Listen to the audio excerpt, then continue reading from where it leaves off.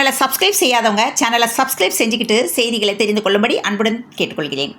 வணக்கம். இன்றைய முக்கிய செய்திகள். சுயமரியாதை உள்ளவர்கள் தமிழர்கள் டெல்லியிலிருந்து தமிழகத்தை ஆள ஒருபோதும் அனுமதிக்க மாட்டோம் என சேலத்தில் முதல்வர் ஸ்டாலின் பேசியுள்ளார். காவிரி டெல்டா பாசனத்துக்காக மேட்டூர் அணையிலிருந்து முதல்வர் ஸ்டாலின் நேற்று தண்ணீரை திறந்து வைத்தார். வரும் 2026ஆம் ஆண்டு தேர்தல் பற்றியோ காமராஜர் இளைய காமராஜர் என்று அப்படியெல்லாம் ஏதும் சொல்லாதீர்கள் என தமிழக வெற்றிக் கழக தலைவர் விஜய் தெரிவித்துள்ளார். தமிழகம் மற்றும் புதுச்சேரியில் 10 மற்றும் 12ஆம் வகுப்பில் தொகுதி வாரியாக முதல் 3 இடங்களை பிடித்த மாணவர்களை அழைத்து நடிகர் விஜய் தன்னுடைய தமிழக வெற்றிக் கழகம் கட்சியின் சார்பில் பாராட்டி நிதியுதவி அளித்து வருவது வழக்கமாக நடைபெற்று வருகிறது.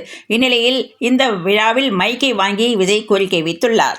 ஈரான் மீது இஸ்ரேல் தாக்குதல் நடத்தியது. இன்னும் இந்த தாக்குதல் தொடரும் என்று இஸ்ரேல் பிரதமர் நெதன்யாஹூ கூறியுள்ளார்.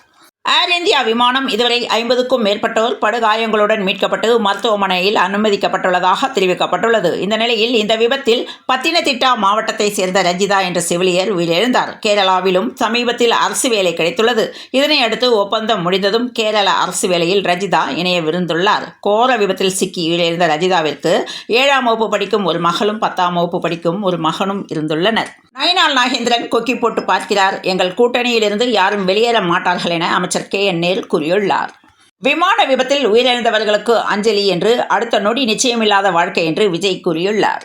திருநெல்வேலி மாவட்டம் வள்ளியூர் பகுதியில் சப் இன்ஸ்பெக்டர் தனசேகரன் தலைமையிலான போலீசார் நேற்று ரோந்து பணியில் ஈடுபட்டிருந்தனர். அப்போது போலீசாருக்கு கிடைத்த ரகசிய தகவலின் அடிப்படையில் வள்ளியூர் முத்தாரம்மன் கோவில் அருகே சந்தேகப்படும்படி நின்று கொண்டிருந்த வள்ளியூரை சேர்ந்த ராஜா என்பவரை போலீசார் சோதனை செய்தனர். இதனைத் தொடர்ந்து கஞ்சா விற்றவர் கைது செய்யப்பட்ட நிலையில் 1 கிலோ கஞ்சா பறிமுதல் செய்யப்பட்டது. அகமதாபாத் விமான விபத்தில் 241 பேர் உயிரிழந்த நிலையில் கவிஞர் வைரமுத்து கவிதை பாணியில் இரங்கல் தெரிவித்துள்ளார். ஒரு விமானமே கருப்பு பெட்டியாய் கருகி கிடக்கையில் எந்த கருப்பு பெட்டியை இனிமேல் தேடுவது என்று கவிஞர் வைரமுத்து வேதனை தெரிவித்துள்ளார். ஊட்டியில் முதல் சீசன் முடிந்த நிலையில் 2வது சீசனுக்கான பணிகள் துவங்கப்பட்டுள்ளது. தோட்டக்கலைத்துறை விதை சேகரிக்கும் பணியில் தோட்டக்கலைத்துறை ஊழியர்கள் ஈடுபட்டுள்ளனர். குந்தம்பாக்கம் பஸ் நிலையம் ஆகஸ்ட் மாதம் மக்கள் பயன்பாட்டிற்கு வரும் என்று அமைச்சர் சேகர் பாபு தகவல் தெரிவித்துள்ளார். விபத்துக்குள்ளான ஏர் இந்தியா விமானத்தை இயக்கிய துணை விமானி கிளைவ் குந்தர் தனது உறவினர் என்று நடிகரும் 12th ஃபெயில் நடிகருமான விக்ராந்த் மாசே தெரிவித்துள்ளார்.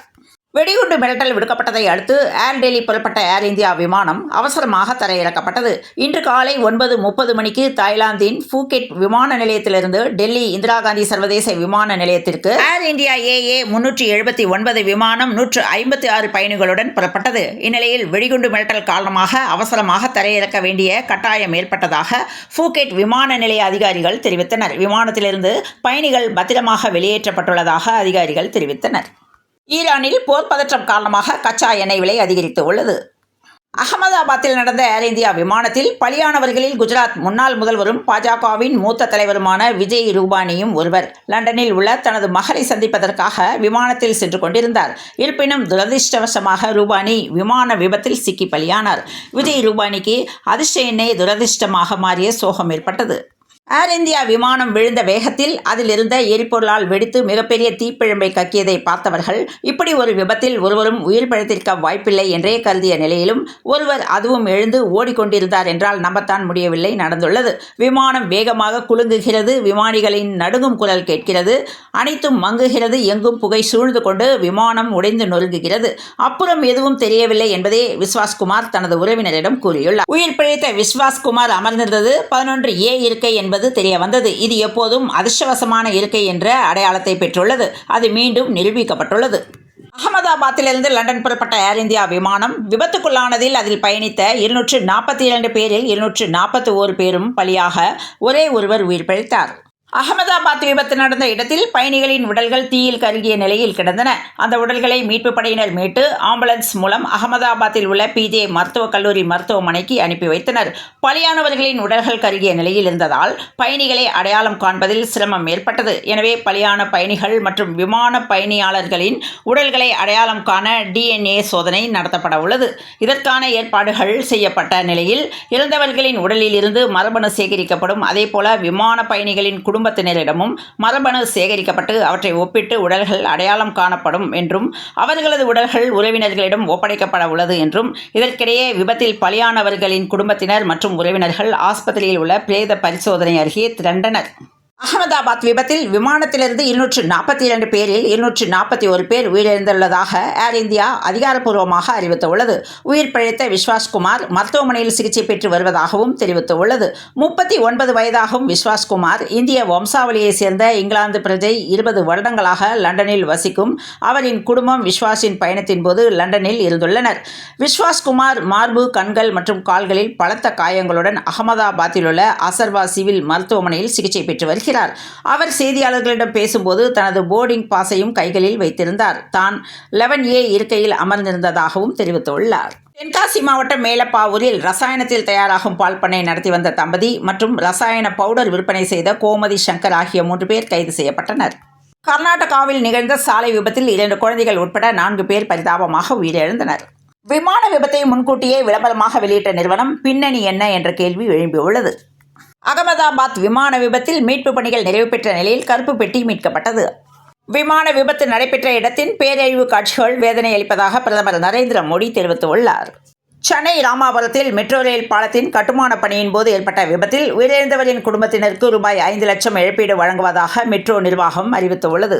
தெலுங்கு நடிகர் நாகார்ஜுனா இயக்குனர் லோகேஷ் கனகராஜ் படங்களின் வெற்றிக்கு காரணம் அவரது தனித்துவமான கதாபாத்திரங்கள் தான் என கூறியுள்ளார். இஸ்ரேல் மிகப்பெரிய விலையை கொடுக்க நேரிடும் என்று ஈரான் எச்சரிக்கை விடுத்துள்ளது. குஜராத்தின் அகமதாபாத் விமான விபத்து காரணமாக டாடா குழுமம் தலா 1 கோடி ரூபாய் இழப்பீடு அறிவித்தது. 2 என்ஜின்களும் செயலிழந்தது அல்லது புறப்பட்ட சிறிது நேரத்தில் பறவை மோதியது என்றும் ஏர் இந்தியா விமானம் விபத்துக்குள்ளானதற்கு காரணமாக இருக்கலாம் என்று விமானத்துறை நிபுணர்கள் தெரிவித்த நிலையில் விபத்துக்குள்ளான விமானத்தின் கருப்பு பெட்டி மீட்கப்பட்டு ஆய்வகத்துக்கு அனுப்பப்பட்டுள்ளதாக தகவல் வெளியாகியுள்ளது. அகமதாபாத்தின் விமான விபத்து குறித்து உயர்நிலை குழுவுடன் பிரதமர் நரேந்திர மோடி ஆலோசனையில் ஈடுபட்டுள்ளார். காவிரி பாலம் இடையே தற்போதுள்ள இரும்பு பாலத்துக்கு பதிலாக கான்கிரீட் பாலம் அமைப்பதற்கான பணி நடைபெறுவதால் சில ரயில்கள் இயக்க வழித்தடத்தில் மாற்றம் செய்யப்பட்டுள்ளதாக சேலம் கோட்ட ரயில்வே அதிகாரிகள் தெரிவித்துள்ளனர். திருச்செந்தூர் கோவில் சுவாமி தரிசனம் முடித்துக்கொண்டு தஞ்சாவூர் நோக்கி சென்ற கார் மேலகரந்தை அருகே லாரி மீது மோதியதில் நீதிபதி, பாதுகாவலர் உட்பட 4 பேர் உயிரிழந்தனர். இதில் நீதிபதி ஆனந்த் படுகாயமடைந்துள்ளார். சென்னையில் பராமரிப்பு பணிகள் காரணமாக ஒரு சில பகுதிகளில் மின்தடை செய்யப்படுகிறது. அதன்படி அஸ்தினாபுரம் ஆர்பி சாலை பகுதி, வேல்முருகன் தெரு, வினோஜிபா நகர், மகேஸ்வரி நகர், திருமலை நகர் மற்றும் சரஸ்வதி நகர் ஆகிய பகுதிகளில் நாளை மின்தடை செய்யப்பட உள்ளது. நினைத்தாலே முக்தி தரக்கூடிய திருவண்ணாமலை அண்ணாமலையார் ஆலயத்திற்கு இன்று காலை இசைஞானி இளையராஜா வருகை தந்தார். இதையடுத்து சம்பந்த விநாயகர், அண்ணாமலையார், மூலவர், உண்ணாமலை அம்மன், நவகிரகம் உள்ளிட்ட சன்னதிகளை இளையராஜா தரிசனம் செய்தார். ஈரானுக்கு எதிராக இஸ்ரேல் தாக்குதலை தொடங்கியுள்ள நிலையில் இந்த தாக்குதலுக்கும் எங்களுக்கும் எந்த தொடர்பும் இல்லை என்று அமெரிக்க வெளியுறவுத்துறை அமைச்சர் மார்கோ ரூபியோ தெரிவித்துள்ளார்.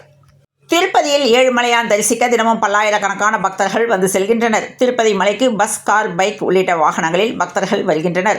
தற்போது மலைப்பாதை விரிவாக்கம் செய்து தடுப்பு சுவர்கள் அமைக்கும் பணிகள் விறுவிறுப்பாக நடந்து வருகிறது.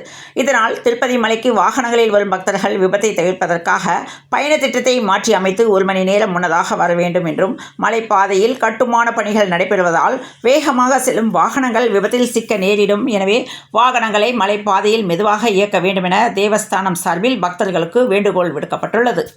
விபத்துக்குள்ளான விமானத்தின் என்ஜின் கோளாறு முன்கூட்டியே கண்டுபிடிக்கப்பட்டதா என்ற கேள்வி எழும்பிய நிலையில் பரபரப்பு தகவல்கள் வெளியாகின. லண்டனில் குடியேற குடும்பத்துடன் புறப்பட்ட மருத்துவர் மனைவி 3 குழந்தைகளுடன் விமான விபத்தில் பரிதாபமாக பலியாகினார். வங்கதேசத்தில் ரவீந்திரநாத் தாகூர் வீட்டின் மீது தாக்குதல் நடத்தப்பட்ட சம்பவத்திற்கு அந்நாட்டு இடைக்கால அரசுக்கு பாஜக கண்டனம் தெரிவித்துள்ளது. இங்கிலாந்துக்கு எதிரான முதல் டெஸ்ட் போட்டியில் இந்திய பிளேயிங் 11ஐ முன்னாள் வீரர் தேர்வு செய்தார். ஆஸ்திரேலியா மீண்டும் கொலாப்ஸ், இலக்கை விரட்டி வெல்ல தென்னாப்பிரிக்கா நம்பிக்கை தெரிவித்துள்ளது. கருண் நாயர் அணிக்கு திரும்பியது குறித்து KL ராகுல் கருத்து தெரிவித்துள்ளார். உலக கோப்பை துப்பாக்கி சுடுதல் போட்டி ஜெர்மனியின் முனிச் நகரில் நடந்து வருகிறது. இதில் நேற்று நடந்த பெண்களுக்கான 50 மீட்டர் ரைபிள் போட்டியில் இந்திய வீராங்கனை சிஃப்ட் கவுர் சம்ரா உட்பட 70 வீராங்கனைகள் பங்கேற்றனர். 2026 உலகக்கோப்பை கால்பந்து போட்டிக்கு நவீன வசதிகளுடன் பிரம்மாண்டமாக மெக்சிகோவின் மைதானம் தயாராகின்றது. தங்கம் விலை தொடர்ந்து உயர்வதால் இல்லத்தரசிகள் அதிர்ச்சி அடைந்தனர். அதன்படி சென்னையில் இன்று 22 கேரட் ஆபரண தங்கத்தின் விலை சவரனுக்கு ரூபாய் 1560 அதிகரித்து ஒரு சவரன் 74,360 ரூபாய்க்கும், கிராமுக்கு ரூபாய் 195 அதிகரித்து ஒரு கிராம் 9,795 ரூபாய்க்கும் விற்பனை செய்யப்பட்டு வருகிறது.